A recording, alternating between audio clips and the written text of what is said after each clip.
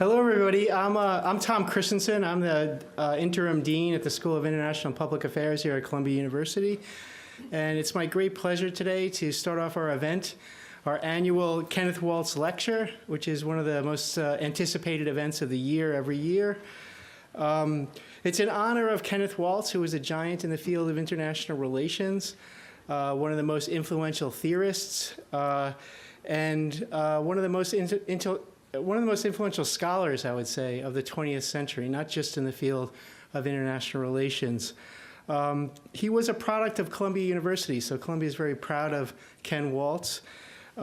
He was a longtime faculty affiliate at the Saltzman Institute of War and Peace Studies, which is our host today. And he wrote one of his famous books, Man, the State, and War, in the War and Peace Institute, in a room in the War and Peace Institute.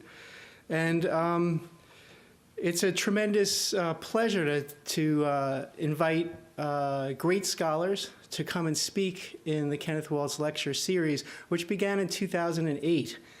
Today we have Barbara Walter from the University of California, San Diego. She is the Rohr Chair in Pacific International Relations at the UC San Diego School of Global Policy and Strategy, and she's an adjunct professor in the UC San Diego Department of Political Science. Karen Yarhi-Milo, who I'm about to introduce in a moment, will give a proper introduction to Barbara Walter. I just wanted to say that I'm personally thrilled that she is here. And she's going to present on a topic, is the U.S. headed towards a second civil war? And as interim dean of CEPA, I wanted to say that this project is really what we're all about. She's a perfect guest and honoree for this talk, in that she did government service and she did some research for the Central Intelligence Agency on what causes civil wars abroad. The Central Intelligence Agency does not study the United States. And she discovered certain patterns that interested her. She went back and did academic work of policy relevance, and it has made an enormous splash in the news media, in intellectual circles, and it really is what we're about. So I think she's a really fine honoree. Introducing her today will be my colleague and friend Karen Yarhi-Milo. She is the Arnold A. Saltzman Professor of War and Peace Studies at Columbia University and director of the Saltzman Institute of War and Peace Studies, our host for today. She's also a product of Columbia University, like Ken Waltz. And she's a leading scholar of international relations in her own right. She is a leading scholar of political psychology and foreign policy decision-making, the study of intelligence, and she's also an expert on U.S. foreign policy in the Middle East. And I think that it's important to point out that Karen has tried to do something at the Saltzman Institute that is of great value for Columbia and a great value for society. And that is to try to bring more women and underrepresented minorities into the field of security studies and the field of intelligence studies.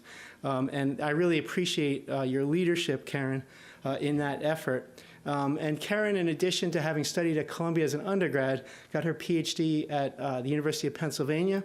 And I first met her at a small suburban college in New Jersey called Princeton, where she was my colleague. And I was really happy that in 2019 she came here and moved a year after I did to Columbia and joined the Saltzman Institute. And now she's the director. And we're really thrilled with your leadership. And I'll turn it over to you to introduce Barbara Walter properly and fully. And thanks again, Barbara, for coming. Really looking forward to it. Karen, over to you.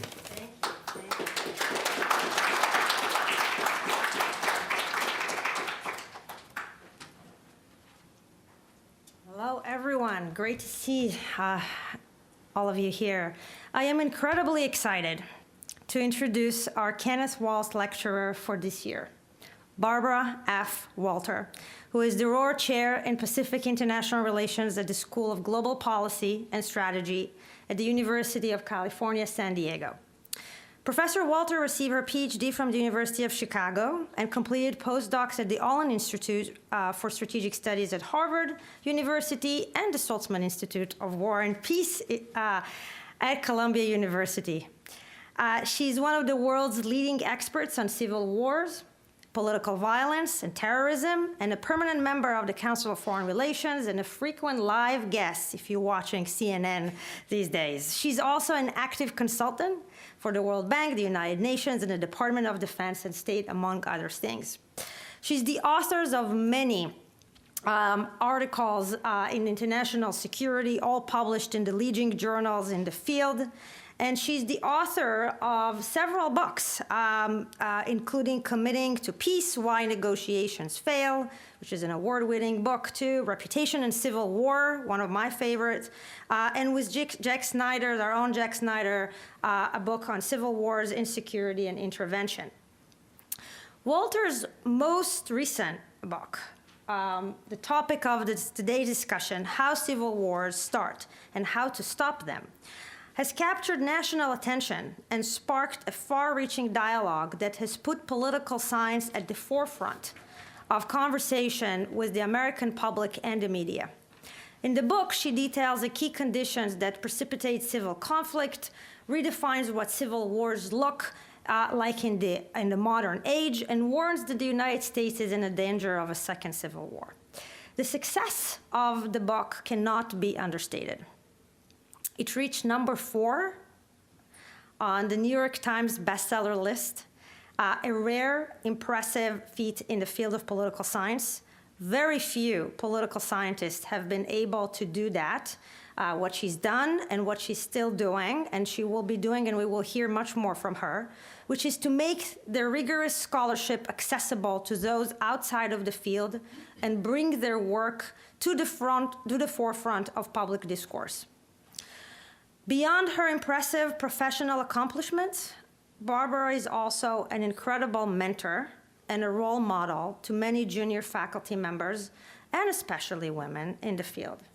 Personally, I've come to her many times for advice, and she's never failed to make time for me and others and offer her support.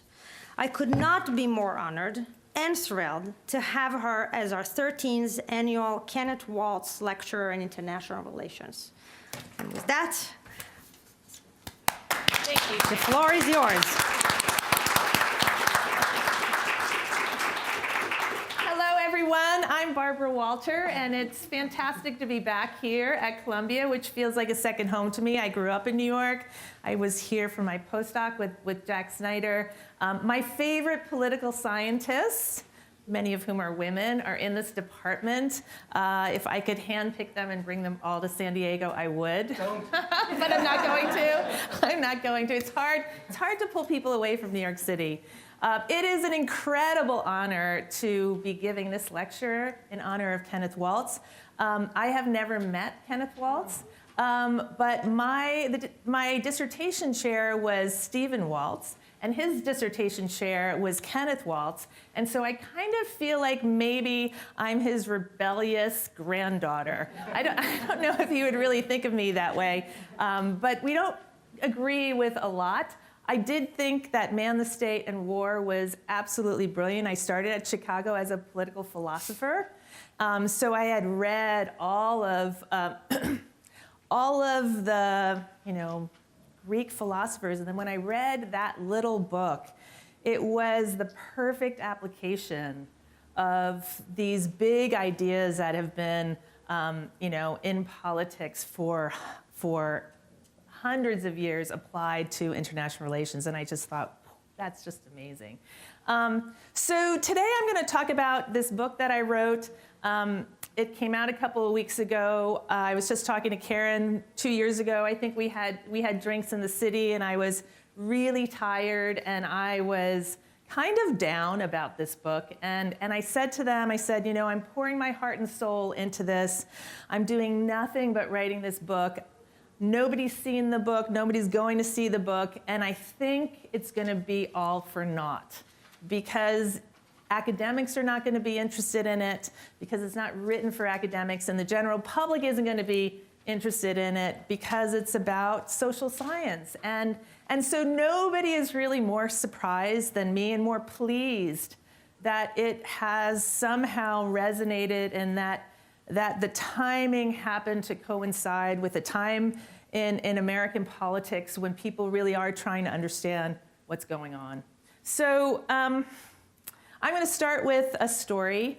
For those of you who know me, I've been studying civil wars for over 30 years. And for the most part, until recently, I never looked at the United States. It didn't occur to me that a civil war would ever happen here again. So I know a lot about civil wars in Africa and Southeast Asia and Central Asia and the Middle East. And because of that knowledge, in 2017, I was invited to be part of this task force called the Political Instability Task Force. It's run by the CIA. It's been around since the early 1990s. And it's basically comprised of two types of people. It's comprised of academics who are experts on conflict, and it's comprised of data analysts. And we are there to help the CIA manage or continue to update a predictive model that they have. The model first was developed, I think, in the early 1990s. The goal of the model is to help the US government predict where around the world countries were likely to experience one of three things: political instability, civil war, and adverse regime change. The task force didn't know what the US government did with the results of the model. Our job was simply to try to help them figure out where these outcomes were likely to occur. So when the model was first created, the data analysts went to the experts and they said, tell us everything we know about the risk factors associated with the outcome with the outbreak of civil war. And that's what I worked on. I didn't do adverse regime change. I didn't do political instability. And we did what social scientists did. We basically told them what the social science literature and political science and economics said. So we said, per capita income seems to matter. Mountainous terrain seems to matter. Whether a country heavily exports oil, how large a country is, what the demographics are. And we included, or we talked about over 30 different political, economic, social variables. And the data analysts then tried to find the most parsimonious model that helped them predict civil war. And their model ultimately came up with two variables that were far more important than anything else. And it was not the variables we expected. So this was a surprise. And the model has not changed significantly since then. That's also a surprise. It's become slightly less predictive, from 80% to somewhere around 65%. But really, it hasn't changed very much. The two variables that ended up being really, really important was something called anocracy. You guys are political scientists, so you know what that is. That's a term that the Center for Systemic Peace, which runs the Polity data set, that's a term that they came up with for governments that are neither fully democratic nor fully autocratic. They're in this middle zone. And in fact, the task force found that it wasn't any type of anocracy that was particularly at risk of civil war. It was actually those that were a little bit closer to the democracy side, partial democracies. And in particular, governments that either didn't have fully free and fair elections, or they didn't have fully open political participation or well-institutionalized political participation. Again, we've been talking about these features of democracy years ago. We were not thinking about it in terms of the United States, but when you think about those two measures, elections that aren't fully free and fair, political participation that isn't fully open, and you start to think of it in the context of our democracy, those are areas of weaknesses here in the United States as well. So that was the first one. Anocracy is a country, not only an anocracy, but it is this type of partial democracy.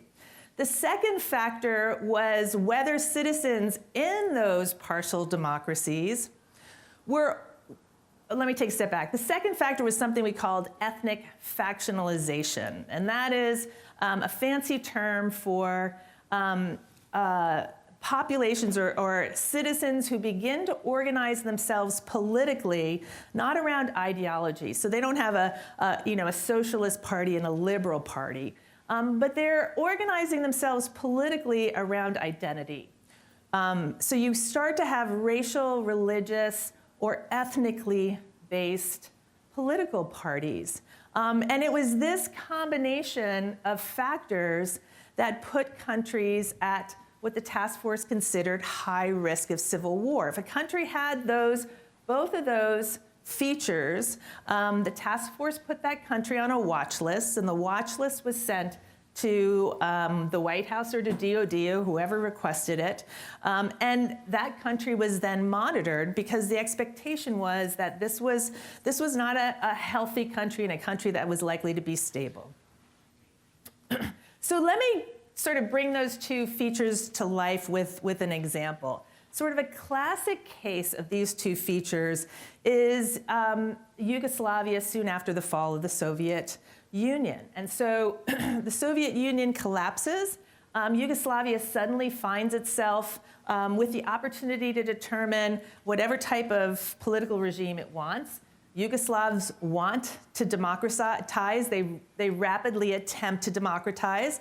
And that includes competitive elections. So they start to hold elections. And this creates a dilemma for the old-time communists who had been in power. And of course, Slobodan Milosevic was one of these individuals. He'd been a tried and true Communist Party member. He'd been in power as a result. Suddenly, he faces the prospect of having to compete for power. And he knew that Yugoslavs didn't like communists, and he knew that Yugoslavs knew that he was a communist. So his prospects for winning an election under those conditions were very low. But he was smart and strategic in addition to being quite ambitious, and he figured out that Serbs were the largest ethnic group in the former Yugoslavia. And if they have a system that's based on one person, one vote, then if he could convince Serbs that they had to band together, regardless of what their ideological leanings were, and they had to band together behind a Serb politician, and if he convinced them that if they didn't do this, the Croats were going to do exactly the same thing, and the Croats could then get elected. And if the Croats got elected, then they were going to throw Serbs out of their civil service jobs. They were going to throw them out of the military. And they could even possibly start to kill Serbs the way some Croats had done during World War II. And so Milosevic had control of state radio, he had control of state television, he understood the power of propaganda, and this is the message that he continuously pushed out to average Serbs in the former Yugoslavia in the early 1990s. And it was very, very effective, this sort of fear-mongering, this sense of that there's an existential threat to Serbs, and we must stick together. And so there you had a situation where the Yugoslav government was an anocracy at the time. It was actually quite weak because everything was in flux. It was a moment of opportunity for ambitious elites, we call them ethnic entrepreneurs, to begin to utilize identity as a way to mobilize support. And you very quickly saw in every region of the former Yugoslavia, political parties forming around ethnicity. And to the surprise of many people, there were also communist parties. But to the surprise of everybody, it was the ethnic parties that almost immediately did very, very well in the elections. That's a really good example. So here I am, I'm on the task force. We were meeting about 4 times a year in a conference room in suburban DC. We're not allowed to talk about the United States. We're not allowed to study the United States. We never, ever mentioned the United States. And I'm watching what's happening here in my own country, knowing what I know from this task force, and knowing that what we knew, most people outside of suburban DC did not know about. And I realized, I realized that the word had to get out. And so that's when I started to write the book. And so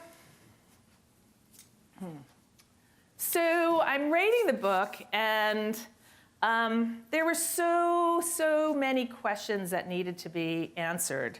I had one goal. And that was I wanted to help Americans try to understand what was happening in this country, given the vast social science studies that we have on conflict. And for those of you who study civil wars, you know there's been so much research on so many aspects of it.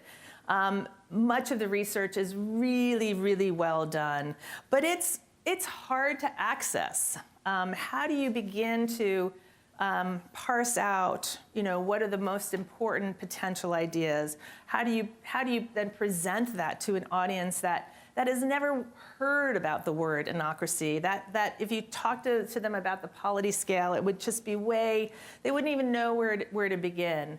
And so my goal was really to try to take all this literature and pull out what I thought would be the most important pieces that would help people understand what's happening today here.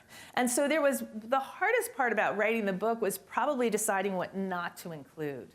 And in some respects, showcasing research that's very old and that isn't applicable to many, many different types of countries. Sons of the Soil is a concept I talk about. It's a pretty small concept in terms of how many cases this would be relevant for. It's relevant only in very particular circumstances, but I thought those circumstances existed here in the United States. So I was just like, I haven't thought about Sons of the Soil probably in 20, 25 years. And there I am. I was just like, what did Myron Weiner say? Oh my gosh, and pulling up those articles. So as I'm rating it, I have these two factors that I know are important, anocracy and ethnic factionalism, right? But those are underlying conditions, right? They don't explain when civil wars break out, and they don't explain who starts civil wars. And I thought this would be really, really important to flesh out, especially because what I was hearing a lot from the far right here in the United States and from President Trump at the time was that it was the left. It was the left that was going to be really dangerous. And then there are also all these misconceptions about who tends to start civil war. I think if you were to go and talk to the average person on the street and you would say, who do you think starts civil wars? I think most people would say it's the poorest people, or it's the people who are most discriminated against, or it's the immigrants. And that's just not true. And so the third chapter of my book is really about who tends to start these wars. And again, if you look at ethnic civil wars, which, if there is political violence here in the United States, I think it will be racially and religiously based. If you look at those types of civil wars, we know who tends to start them. And people like Roger Peterson at MIT, they talk about this. He did this great book about the wars in Eastern Europe and the politics of resentment. And he was really, he and Myron Weiner were two of the very early scholars who said, the ethnic groups that tend to start wars are the groups that had once been dominant, politically, oftentimes economically, but they have either lost political power or they're in the process of losing power. And they often lose power for different reasons, but migration and changing demographics is often a reason. So if you think about the decades-long war in the southern Philippines, in Mindanao, and that's been fought by the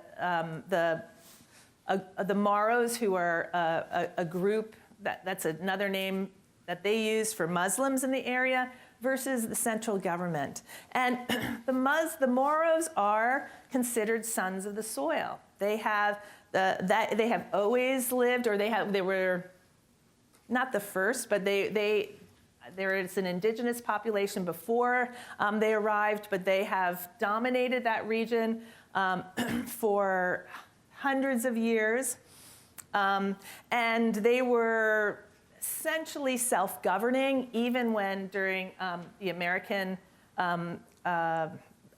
rule, Americans were actually relatively happy to allow them to rule themselves. They were quite a militant and very well organized group of people, and so the Americans really didn't mess with them very much.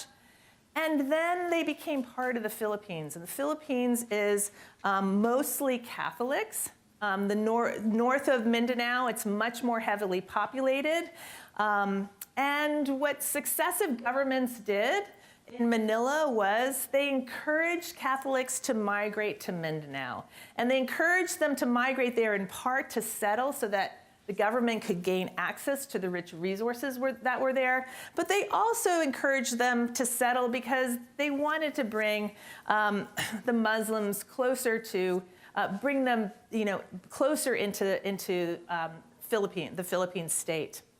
And Muslims began to resent this. They were losing their land, the best government jobs were going to Catholics, and they saw that their political and economic status was declining, and they realized that they would never demographically have the numbers to compete with the more numerous Catholics through conventional political means. So they could vote as much as they wanted. They could go to Manila and they could try to convince the government to make concessions to them, but they were always going to be outnumbered, and politicians who were concerned with getting elected were always going to defer to the far more numerous Catholics than to the Muslims.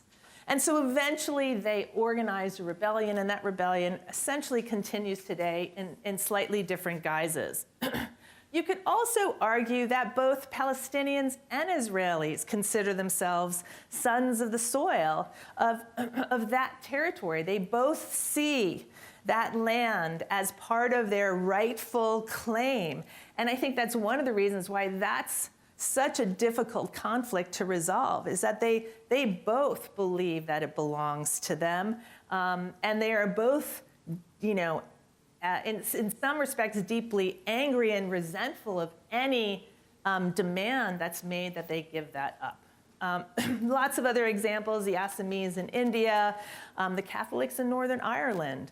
And you could argue also that whites here in the United States are our own sons of the soil.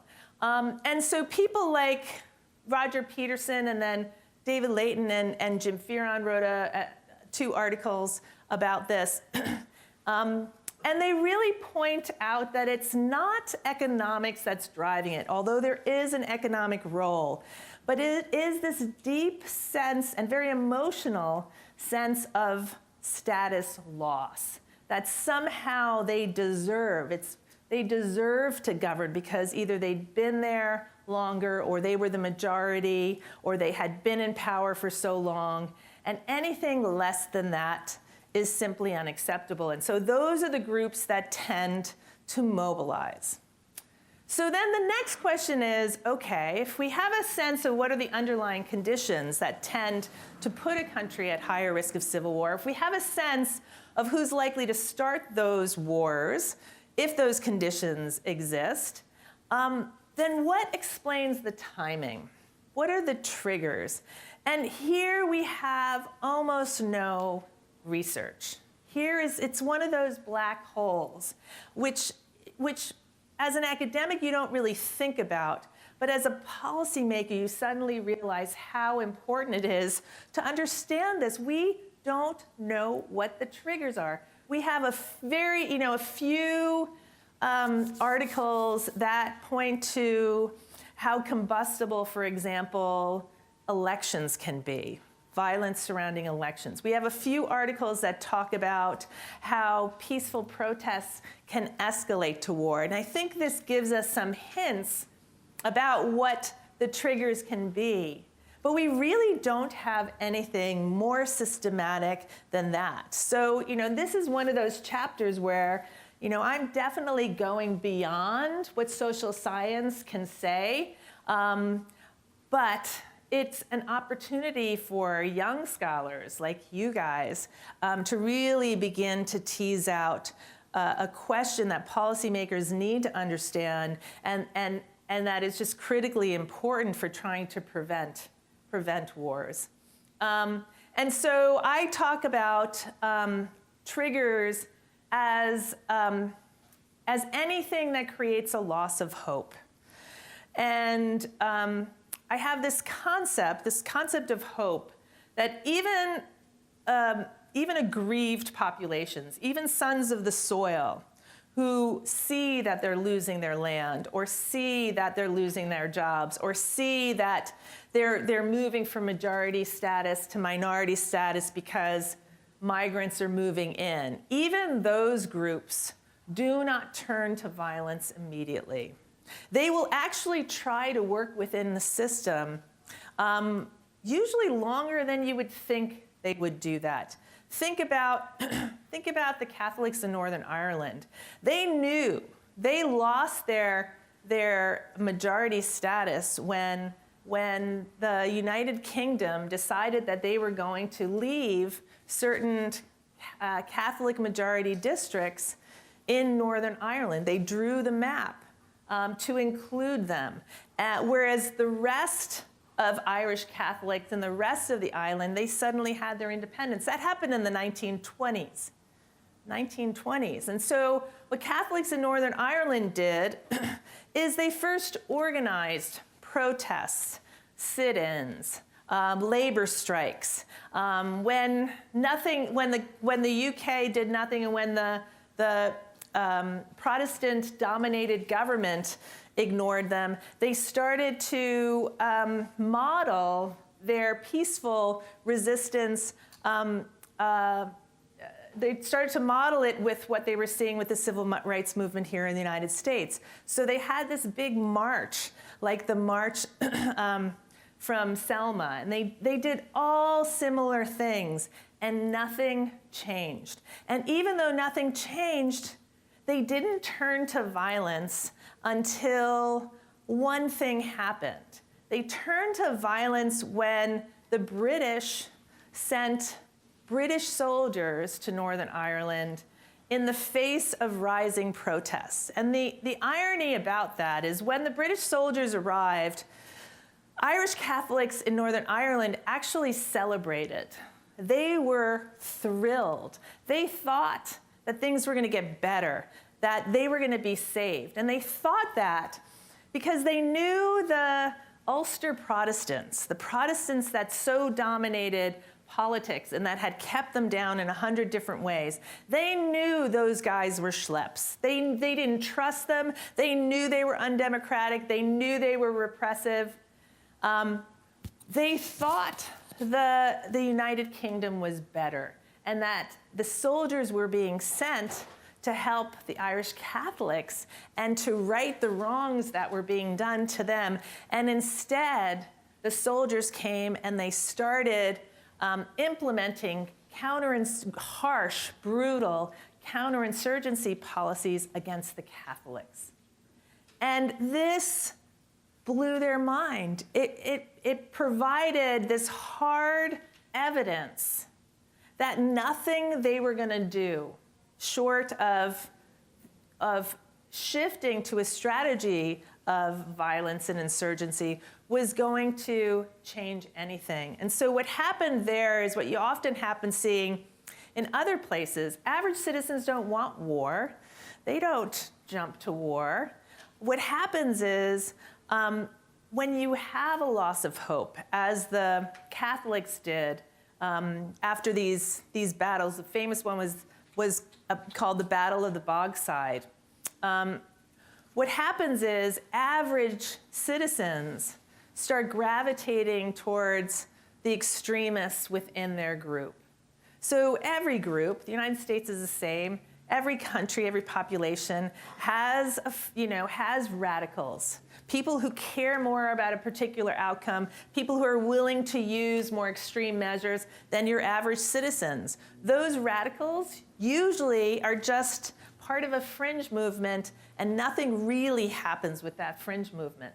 When those fringe movements grow, it's because average citizens are becoming radicalized, and average citizens become radicalized in situations where they lose hope that working through normal, peaceful means will have absolutely no effect. And so in the book, I argue that one of those times is when peaceful protests are attempted, no concessions are ever made, and the government instead comes back with brutal force, showing your average citizen in very, very clear terms that, that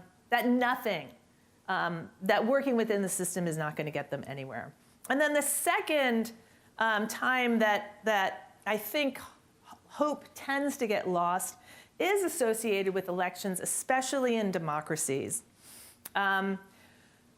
If your group loses a series of elections, it's information providing. It's telling your group that you do not have the numbers demographically to compete given the political system that exists. And you can imagine, especially in a majoritarian type of government, a winner-take-all type of government, it's pretty clear, it becomes pretty clear whether you have the votes or not. And if you're an ethnically, religiously, or racially based party, where you have a very good sense of how many votes you're likely to get, and those votes don't add up to 50% of the votes, you know you can no longer compete within this system. And oftentimes that's when you also see groups begin to shift to extra-legal means. So I talk about who tends to start these wars, when do they tend to happen, and then I apply it here to the United States. So the United States' democracy has been weakening for the last 6 years. The same Center for Systemic Peace that provides the data for the task force on polity scores, it's been measuring the United States since the late 1700s. It first downgraded the United States from a positive 10 to a positive 8 back in 2016. That was pretty shocking. And it did that for a number of reasons, but the most important reason was that international election observers who were here for that election, they deemed the 2016 election free, but not entirely fair. Not entirely fair because there was partisan meddling with the elections, and not entirely fair because our own intelligence agencies confirmed that Russia had, in fact, not only attempted, but had succeeded in meddling in those elections as well. So we were downgraded from a plus 10 to a plus 8. The Center for Systemic Peace downgraded the United States again in 2019 from a plus 8 to a plus 7, and that was really the result of the executive branch under President Trump refusing to provide information and refusing to comply with subpoenas that were handed down and demanded by Congress. And for those of you who study American politics, you know that the main check on executive power in our democracy comes from the legislature. They're the ones who have oversight over the president. They're the ones who are supposed to rein in presidential excesses. And if you have a standing president who refuses to comply with any demands that are made on the executive branch by the legislature, and in fact you have the president's own party, members of Congress, falling lockstep behind the president, essentially ceding the power they have as legislators over to the executive branch, you have increasingly what Arthur Schlesinger, who is a presidential historian, called an imperial presidency. And so one of the things that the United States has today is one of our branches, the executive branch, is significantly more powerful than the other two branches. And that is not how our democracy was initially designed. So we were downgraded in 2019 to a +7. And then by the end of 2020, so after the 2020 election, we were downgraded again in polity from a +7 to a +5. That put us in the anocracy zone. And we were downgraded by the end of 2020 because we had a sitting president who not only claimed that the election results were fraudulent, but then actively attempted to overturn the results.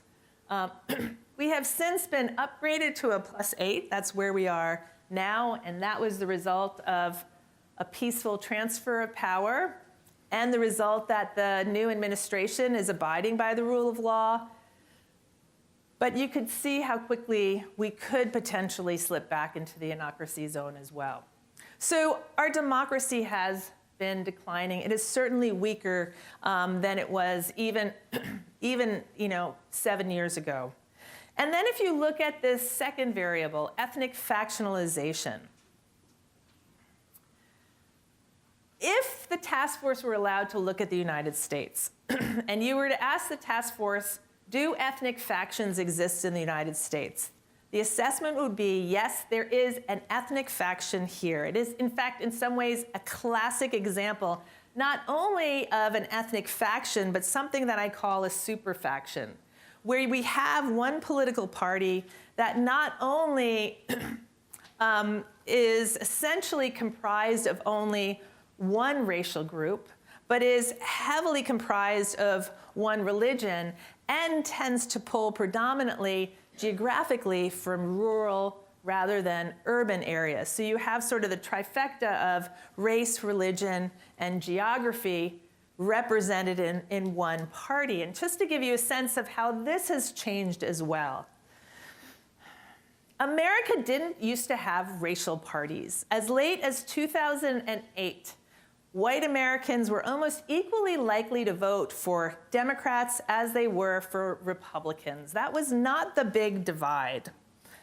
That changed, or started to change, in 2008 with the election of Barack Obama. Barack Obama is elected, and white working class Democrats began to gravitate towards the Republican Party. Not all of them did, but many of them did. And this was surprising because ideologically, their home had traditionally been with the Democrats. Their social policies, their economic policies were more aligned with the interests of the working class. They, however, gravitated to the Republican Party. The Republican Party also is increasingly pursuing evangelical Christians at the expense of other types of religious groups. So today, the Republican Party is 90% white, and it is predominantly evangelical Christian in a country that is multi-ethnic, multi-religious, and where most of the population lives in urban areas. This, again, if the task force was allowed to look at the United States, especially at the end of 2020, we would have said this is an anocracy that has become ethnically factionalized, and we would have put it on the watch list. I mean, I know it's hard for Americans to sort of get their mind around that, and one of the big questions, or one of the big responses that I've gotten to the book is, we're not gonna have another civil war. This is just not gonna happen here. And I think one of the reasons why it's hard to conceive of another civil war here for many Americans is because they're thinking about the 1860s version of a civil war. They're thinking that it's going to be, the US military and some big rebel military. They're going to be meeting each other on battlefields. They're going to be wearing uniforms. It's going to be very well organized. And that's just not going to be the case. It's especially not going to be the case in a country whose government and whose military is as strong as ours. One of the things that most people don't know is that the US military in 1860 was actually not particularly strong. It had about 16,000 soldiers, that's it, 16,000. And most of those soldiers were actually deployed west of the Mississippi to try to keep down Indian uprisings. So they weren't even here on the East Coast to defend against other types of threats. The Confederate States, on the other hand, actually were relatively militarily powerful. For decades, they had been forming militias. Many of them are called Minutemen militias, ironically after the Minutemen of the Revolutionary War. There were militias in all of the states of the Confederacy, and they were designed to ensure that they could put down slave uprisings. And so when the southern states decided to declare independence and Lincoln refused to allow them to secede and war, and the US was on the path to war, the Confederate states, all they had to do were take these many militias and bring them together, and they had a Confederate army. Today, the US military has over 2 million soldiers, and it can rapidly transport these soldiers anywhere. So what you see in the 21st century, especially against governments with a lot of capacity, is you tend to see unconventional types of warfare, insurgency, guerrilla warfare. It tends to be decentralized, fought by multiple small factions, militias, paramilitary groups. Sometimes they work together, sometimes they don't. And they pursue unconventional tactics. And oftentimes that's domestic terrorism. So they have no desire to directly engage soldiers or the US military. That's a losing strategy. Instead, they're going to target civilians. They're going to target infrastructure. They're going to target opposition leaders. They're going to target moderates within their own group who they see as a threat to their more extreme measures. And so you're much more likely to see the type of warfare that we saw in Northern Ireland, again, when you're fighting a really powerful state like the United Kingdom, or what Israel has experienced with the First and Second Intifada, where they are facing also an extremely powerful Israeli military. You don't go directly to the military. Instead, you pursue oftentimes terror. So where does that leave us? What do we do about this? What do we do about this?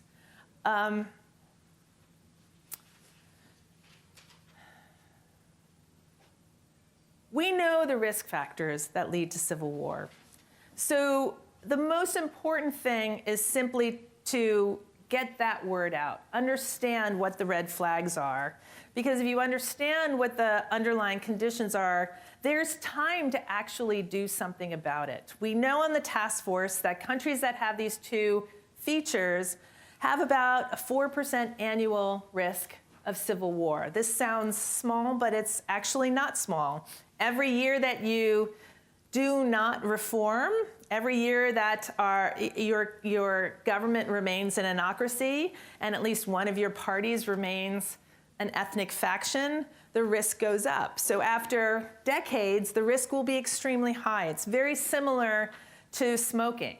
If I started smoking today, the likelihood that I die of a smoking-related disease or cancer this year is very low. But if I continue to smoke 10, 20, 30, 40, 50 years, the likelihood that I die because I started smoking is going to be quite high. So we have time to do something about this.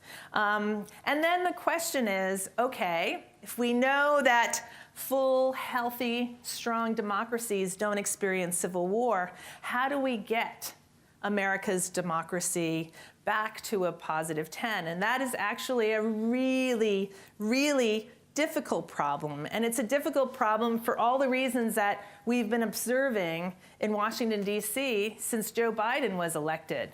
Here we have a Democrat in power. We have majorities in both the House and the Senate. Democrats want to reform various elements of our democracy. They want to guarantee voting rights. They want to get rid of the filibuster. They want to get rid of all of these archaic, unique, undemocratic features of America's democracy. And even with majorities in both houses, they don't have the votes. So they will not be able to bring reform to our government. And we know that the other big party in our system, the Republican Party, is going in the opposite direction. They now know that they cannot win elections if they continue to appeal almost exclusively to white Christians. They do not have the numbers to win elections. And so if they want to maintain political power, then the only way that they can do this is to begin to unravel the guardrails of our democracy and slowly try to cement in minority rule. And we've seen them do that in a variety of measures. We're seeing them do this at the local level, where they're now making sure that partisans in swing states are in charge of, not only partisans, but loyalists are in charge of elections in important swing states.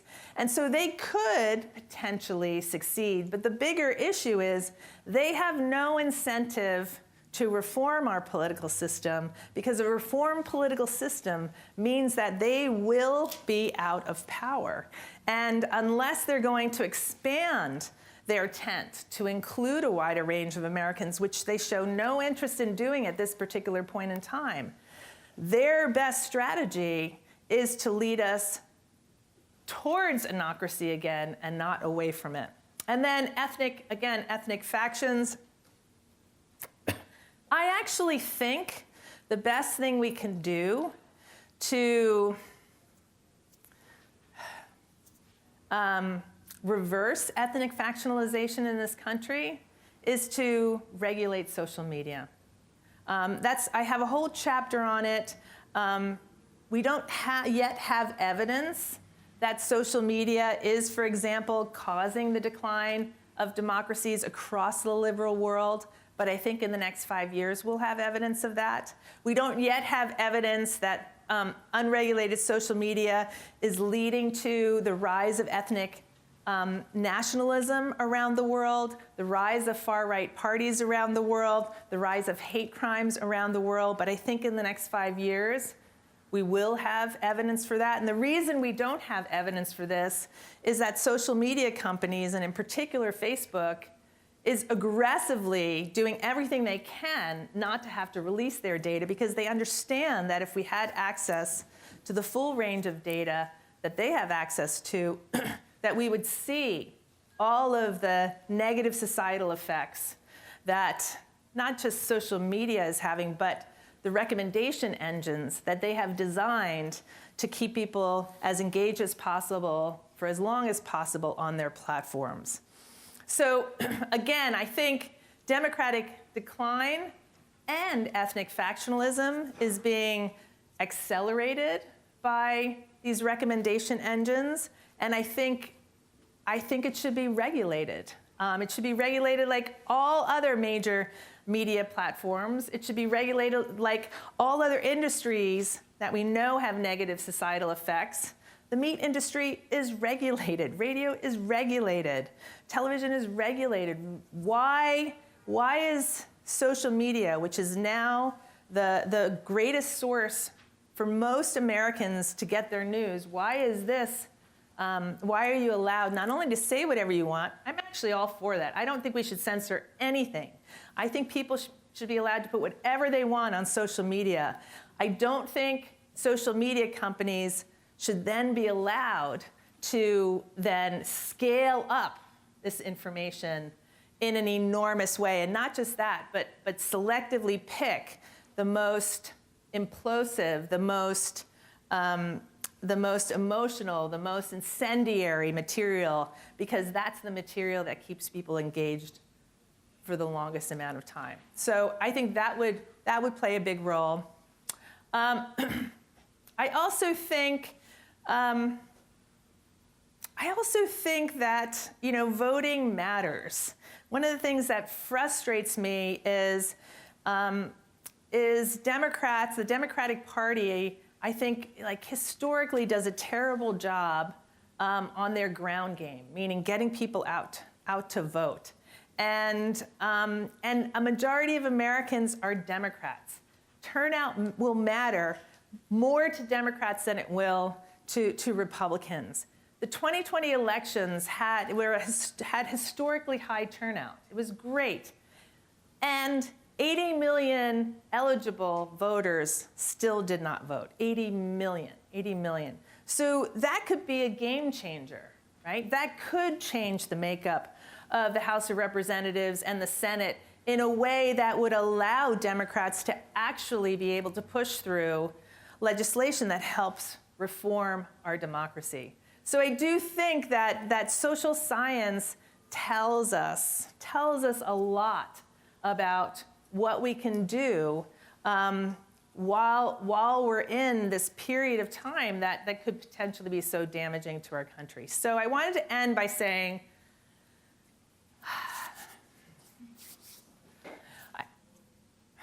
there is so much good research out there. There's so much good research that all of you are producing and all of you know about. And it's really not accessible. And it's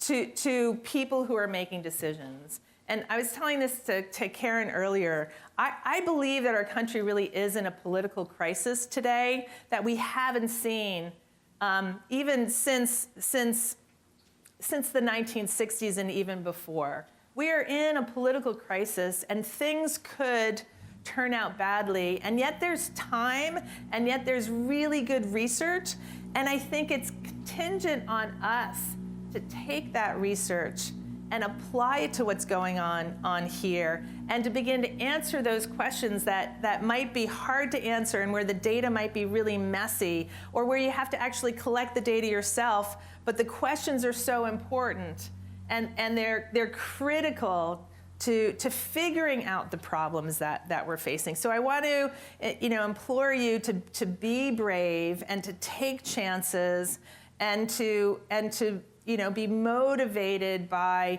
the questions that Americans and our politicians desperately want to have answers to, because these are not hard, these are not easy questions, and I think we are best positioned to help answer them. Thank you. So this is a full room, and we will try to get as many questions from the audience as possible. I have a few of my own, and I will leave that to the dinner. So please raise your hand and make your question brief and in a question form. Okay. Yes, please. Thank you for a very interesting and thought-provoking lecture. As someone who's worked on India and on Civil War, I did not think that I would hear Myron Weiner in the context of the United States. You would hear what? I did not think that I would hear about Sons of Soil in the context of United States and that thesis, so until recently. So I wanted to ask two questions related to that and the application of that concept in the United States. The first one is, when you mention the loss of hope and the politics of resentment and the politics of recognition, I was wondering if you were thinking of the loss of hope in real terms. Is it based in reality and in numbers, or is it more a question of perception? So how do we understand this idea of loss of hope? Secondly, the other question that that came to my mind In my Excuse me, one-liners- can we just do one at a time? Yeah. Because there's many. Okay. Thank you. Okay. All right. So, it's all about perception. It doesn't mean that perception doesn't sometimes fit with reality, but it's all about perception. Ashley Jardin has this really great book on white identity politics. And it is all about how whites here in the United States, especially working class whites, really do feel this enormous sense of loss. They really do feel, or not all of them, but many of them do feel that they are being discriminated against. They believe that there should be affirmative action for whites. And it's because they really have suffered loss. That is absolutely true. It's loss from a high level. So, if you were to compare how they're doing relative to, for example, African Americans, they're on the whole doing better, but their perception is not based on where they are, but where they have come from. And they do perceive that coastal elites and well-educated immigrants that are going, for example, to Silicon Valley, many of them from China and India, they are living the American dream in a way that rural, white, working-class Americans are not, and I think they are deeply resentful of that. So it is certainly their perception that matters. Thank you. Over here, yes. Thank you. You described a situation where the U.S. military stays completely cohesive in the event of civil war. Have you also researched things that might cause the U.S. military to break up, and maybe that looks more like a conventional civil war? Thank you. No, but this is an article that Steve Biddle should write. We had a discussion a few weeks ago where he brought up this exact point, which is that many people, when they think about civil war in the United States, again, they don't think it's possible because the military is so strong, but that's assuming the military is cohesive. And in the face of an insurgency, remains loyal to the federal government and not to state militias or not to something else. And we actually know that isn't true. And I don't know if you've read the Washington Post. In December, there was this great Washington Post opinion piece by 3 retired generals who made exactly this point. They were really, really worried about what would happen within the U.S. military should an insurgency arise, because they saw many within the ranks and in the officer corps showing more loyalty to states and then to the federal government. And this is another trend that's happening that I haven't read a lot about in political science, but is really worth investigating what the implications are. The federal government has been getting weaker over decades. It's getting weaker. That's the trajectory it's on. And what are the implications of that for a whole host of outcomes would be interesting to discuss. Great. Yes, over here.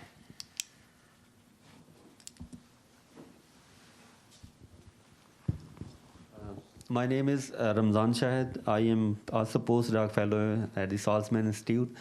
My question is, as you have mentioned that from 2016, the American democracy has been weakened, and it's +10 to +5 reached. And it's just, that was election, Trump election. So is there a role of Renaissance technologies, as Jim Simon was supporting Hillary Clinton, while Robert Morse was supporting the Trump, but they have the same company. So do you see any role of the Wall Street investors behind the weakening of the democracy, U.S. democracy? Yes. Citizens United was a travesty. And it was a travesty because prior to that, in individuals, companies could donate to politicians, but individuals were restricted to a very small amount. And Citizens United allowed individuals to essentially contribute as much money as they wanted to individual candidates. And this had the unanticipated effect of allowing billionaires to fund candidates who otherwise would not have been viable, who did not have the support of their parties, who did not have any political experience, but now had enormous sums of money bankrolling them. It allowed those candidates to be competitive. And one of the things that we do know from political science studies in American politics is that billionaires, on average, their views tend to be more extreme than the average voter. So if you think about Peter Thiel, if you think about the Koch brothers, right? These are individuals that prior to Citizens United really weren't able to directly influence which candidates, were able to be competitive, and now suddenly they are having heavy influence, and they are not representative of the median voter. They are very much on the extremes, and so Citizens United had this. One of the things that happened is it had this very undemocratic effect. Yes, over here. Thank you, Professor.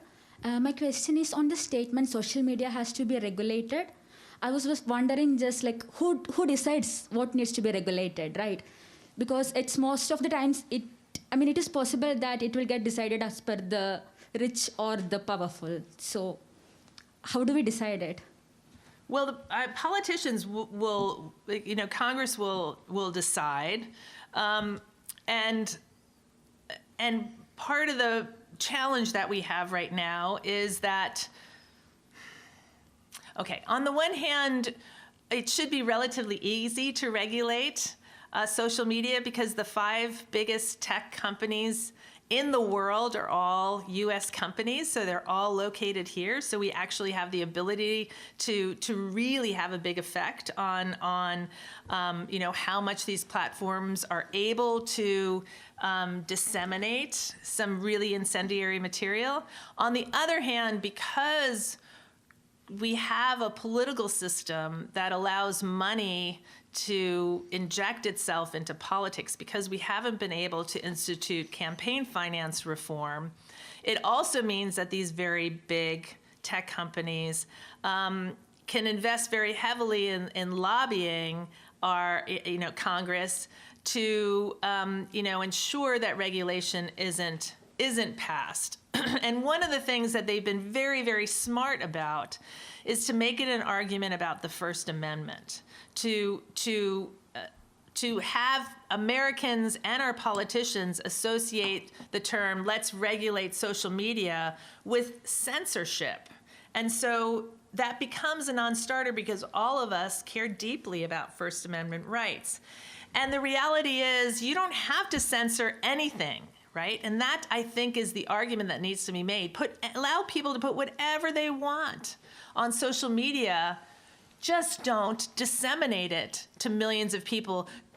And in particular, don't handpick information that you then push into people's social media feeds because you think they're going to, it's going to capture their attention, they're going to read it. And what they're doing is feeding more and more extreme material because more and more extreme material holds people's attention longer. So it's going to happen through Congress. And Congress is not going to push for regulation unless voters demand it, and right now voters aren't demanding it, and so that allows the tech companies to disproportionately influence how Congress is viewing this issue. Allison. Thank you so much for this really interesting talk. I was just wondering, so the social media stuff sounds really reasonable as a solution, but I was also wondering in your work if you've come across any solutions to the problem of the loss of status. And in particular, it seems like things like job retraining programs aren't really working. And if you look in a broader cross-country perspective, if you've seen anything that does actually work to either restore a sense of status or to make those people at least feel like they don't need to resort to such extreme measures. Yeah. Well, I mentioned early in the talk that, economic factors do come into play, and this is where they come into play, that groups that lose status or lose power, if that also coincides with an economic crisis that disproportionately affects them, or a loss of economic status as well, that tends to be a particularly combustible mix. And so if you think about the white working class, in some respects they have suffered more from the opioid crisis. They do have higher rates. Working class white men, their life expectancy has declined. Their income levels have declined. Their marriage rates have declined. Their marriage rates have declined. I don't know if their divorce rates have increased. Home ownership has declined. And if you look at Latinos and African Americans, at worst, they've remained stable. So they really have, the white working class has suffered an economic loss that's bigger than other groups. They're still probably higher, in terms of per capita income than Latinos and African Americans, but they have declined unlike the other two groups. So, the U.S. has been eliminating lots of social services to everybody. And that's been driven in part by wealthy whites who don't want to pay taxes. And they don't want to pay taxes because they don't want that money to help African Americans and Latinos. But it's also harming the white working class. Although the irony there is that they've actually convinced the white working class to shift over to their party and support their policies. But that's that just blows my mind. But I do think, and I think Biden has been, that was the purpose of his Build Back Better is, if we can shore up, Americans who are struggling, white, black, brown, then this resentment, this feeling of loss might not be so hard. And then the longer term answer to your question is we have states in the United States that have transitioned to white minority states. I live in California. 20% of the students at the University of California, San Diego are white. Only 20%. Texas is minority white. Hawaii has always been minority white. So we already have seen how these states have been able to transition. It was very, very rocky in California. I don't know if there's anybody here from California, but if you remember the Republican Pete Wilson, when was that, back in the 90s? Was it the 90s? He campaigned on a heavily anti-immigrant, Save America. He used all sorts of euphemisms about the browning of California. And he was successful for a period of time. He used fear very effectively to coalesce white Californians behind him. What happened was he alienated Latinos forever. Well, still, I don't know, maybe eventually there'll shift, but they haven't forgotten that his policy was to deny illegal immigrants health care, to deny access to education, to deny all services to a large portion of the California population, and they haven't forgotten.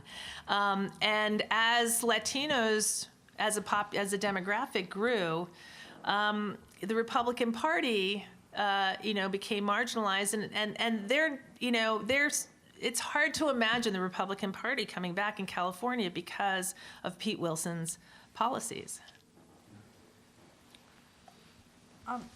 Over there in the back. Is it Jay? I can't see you from here. Yes, Jay. Thank you, Jason Healy from Saltzman. I felt like you were running a narrative, that these groups could be very patient until they felt like they weren't being heard, Yeah. and further disenfranchised, and then there's a break. So I was expecting, you were leading, I felt I was led up to the expectation of, therefore, what can we do to be patient and to grow this? And so your recommendation that elect more Democrats to reform the system, to disenfranchise, I mean, you didn't say disenfranchise, but reform the system, I felt was, well, isn't that just going to make them feel legitimated in that they really aren't going to have any kind of voice? I mean, that's a really good point, and actually gets to the last question that was asked too, like what happens? So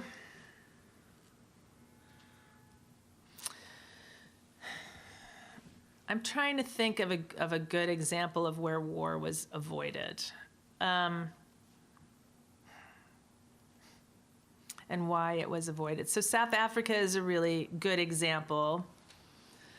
But okay, I think there's two ways that you can do it. And South Africa is one way, and the second way is that you marginalize the extremists.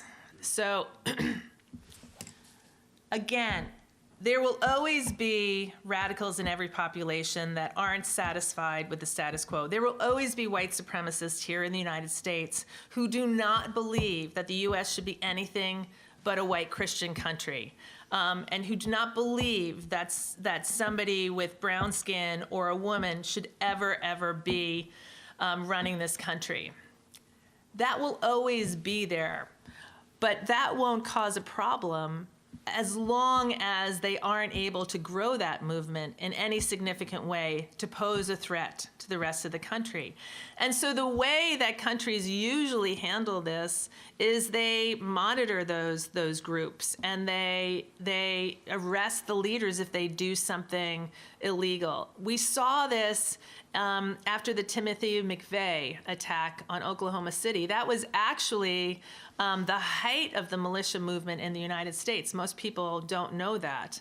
And after that, militias declined precipitously here in the United States, partly because I think average Americans were horrified by what Timothy McVeigh did, and they didn't want to be associated with those groups, but partly because the FBI under Merrick Garland, by the way, was really effective at infiltrating those groups and making sure they couldn't cause trouble.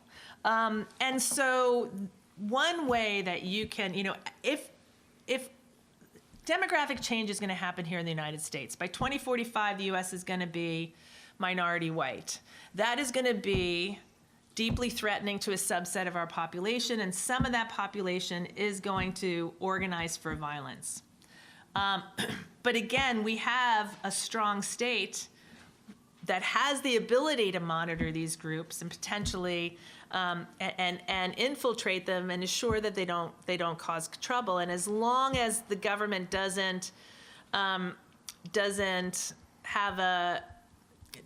over respond, which helps these groups actually recruit additional members, as long as the U.S. response is legal and reasonable and moderate, I think you can keep it under control. The South Africa case is really interesting, and I talk about it in the book. As in the 80s, if you asked anybody who studied Civil War where the next Civil War was, we would have said with certainty, it's going to be South Africa. I don't think we were ever as certain as we were about South Africa. And that was because it had all the conditions. It was an anocracy.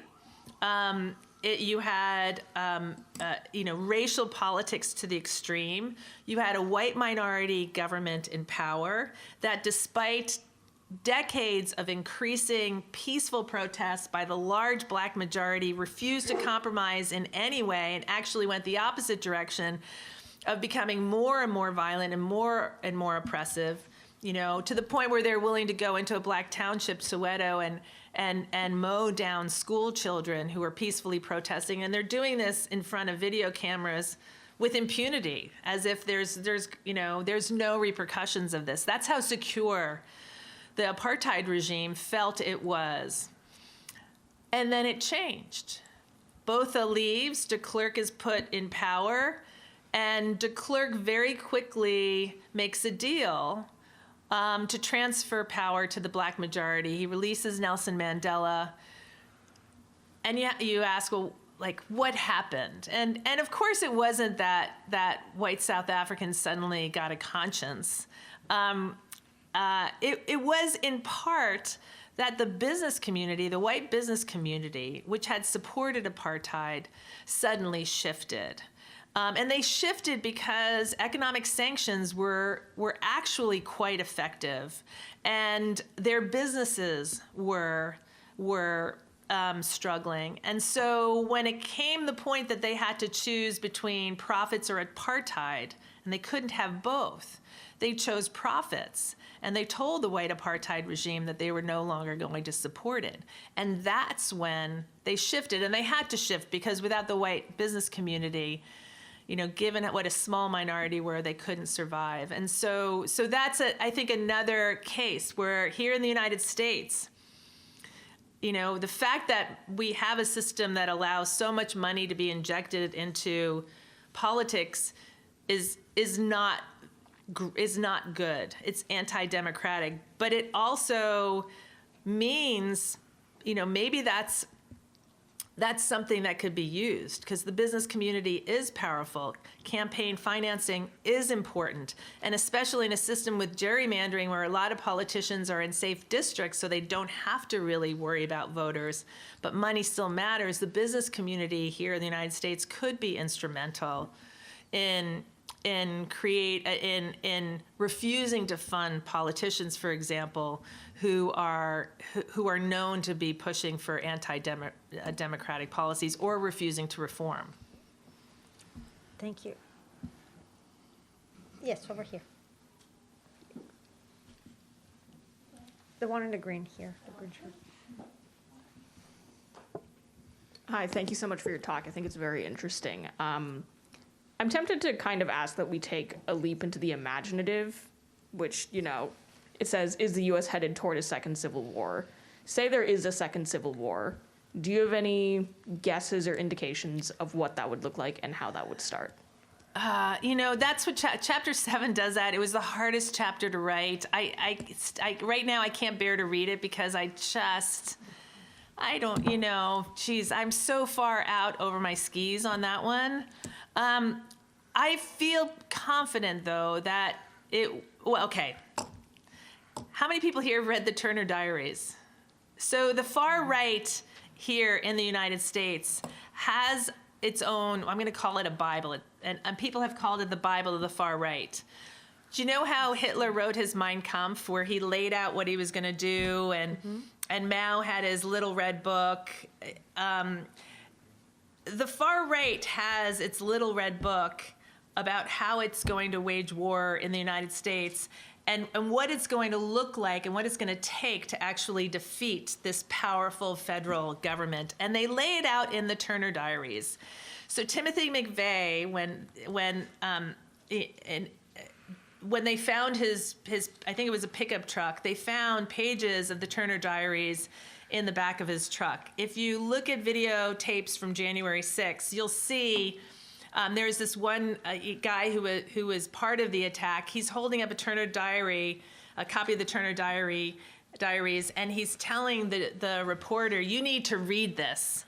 And I actually bought the Turner Diaries in December of 2020. And when I bought it, Amazon recommended a whole series of additional books that I would probably also like, and it included Mein Kampf, and it included a series of deeply anti-Semitic texts, and it included something about white power. It was called White Hunter, things, and I literally, all I would have had to do is go boom, boom, boom, boom, boom, and I could have read it all. You can no longer buy the Turner Diaries because after January 6th, Amazon took it off its platform. But I'm sure you could. I'm sure there's something on YouTube or there's somewhere else that you can find it. But it talks about this strategy, and this is how I think it would happen. It's called leaderless resistance. It's like cell warfare, where if you have a really powerful adversary, you want to be as decentralized as possible. You want to remain hidden. You want to have, targets that create chaos, but where you can, leave a bomb but disappear. And it talks about how this is very difficult, even for governments with great intelligence to stop. They talk about assassinating individuals, storming the Capitol, setting up a gallows outside the Capitol where you would then take opposition leaders, try them for treason, and kill them. It's all laid out there. And which is another surprise. This has been around for a long period of time, and most people have never heard about it. It's like they have actually published how they're going to do this. It's out there. Okay, we're almost at time, but I really don't want to end on the Turner's Diary. Sorry. So we'll take one question that hopefully will be a little bit more uplifting. Here in the back.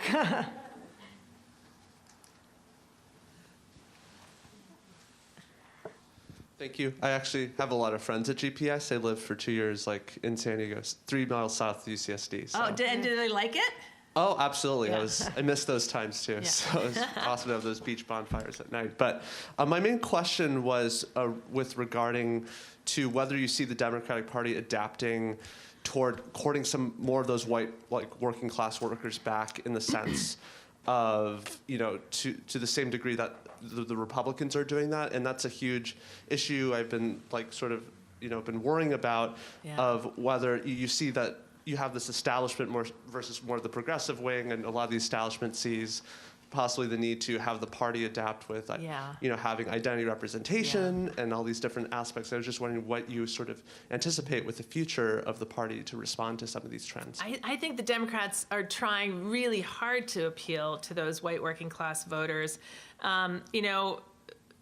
Biden's been criticized for his Build Back Better, and lots of people, including me, have been saying, you need to focus on what's happening with our democracy, because, if the Republicans win and they're able to gain control of a lot of these state houses and change all these rules, it's going to be much harder for the Democrats to get back into power.